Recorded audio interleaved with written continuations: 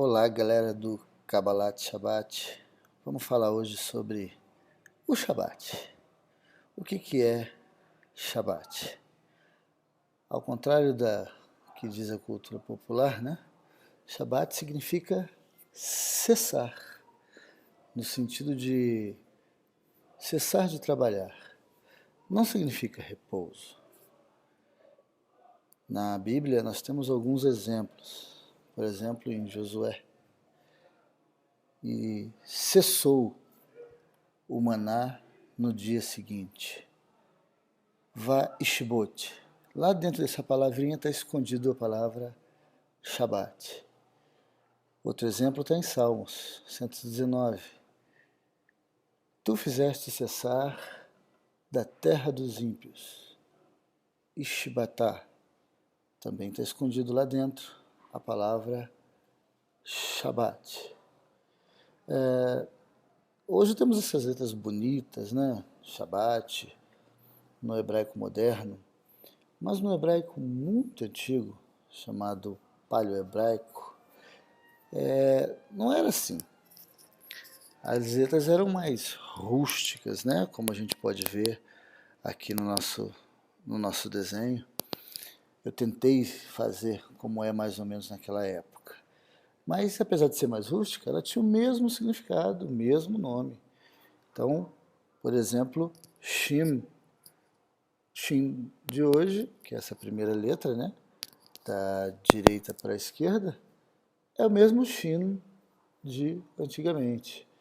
E tem o mesmo significado. Afiado, comer, apressar-se. Apressar-se no sentido de comer rápido. Né? A outra letra é a letra Beit, um pouquinho diferente da Beit de hoje, também com o mesmo significado, significando tenda, casa ou lugar. E a última letra, Tav, né? Parece até mais com o T de hoje em dia, que significa uma marca, um sinal, um monumento.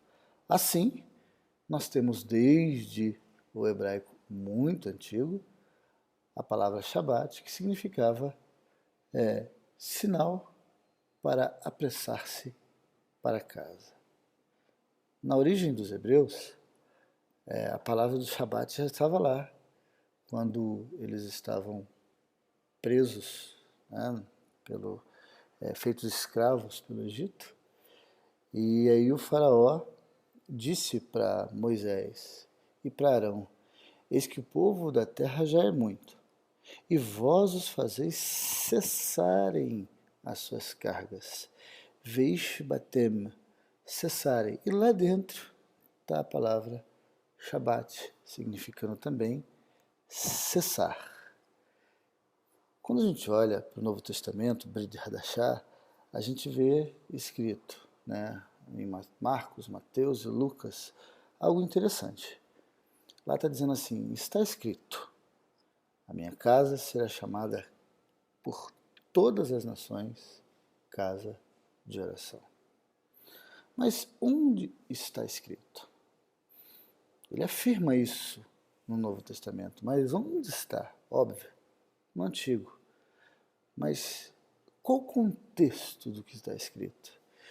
Então, vamos lá na raiz. Onde é que Mateus, Lucas e Marcos encontraram esse texto? E qual o contexto dele? Para nós, hoje, qual era o contexto da época também? Bem-aventurado o homem que se guarda de profanar o Shabat e guarda a sua mão de fazer algum mal. E os filhos dos estrangeiros, olha, vejam bem, filhos dos estrangeiros. Não está falando aqui de judeus.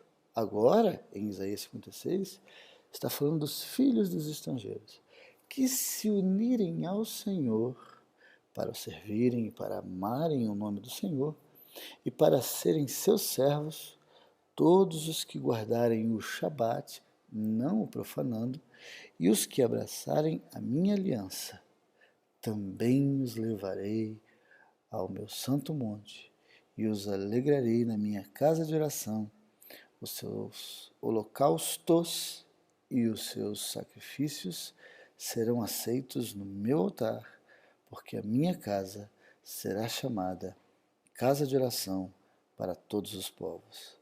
Assim diz o Senhor Deus, que congrega os dispersos de Israel. Ainda juntarei outros aos que já se lhe ajuntaram. Uma profecia sobre os gentios, sobre aqueles que não eram judeus, que iam se ajuntar ainda mais, gentios, à casa de Israel, como hoje nós vemos acontecer.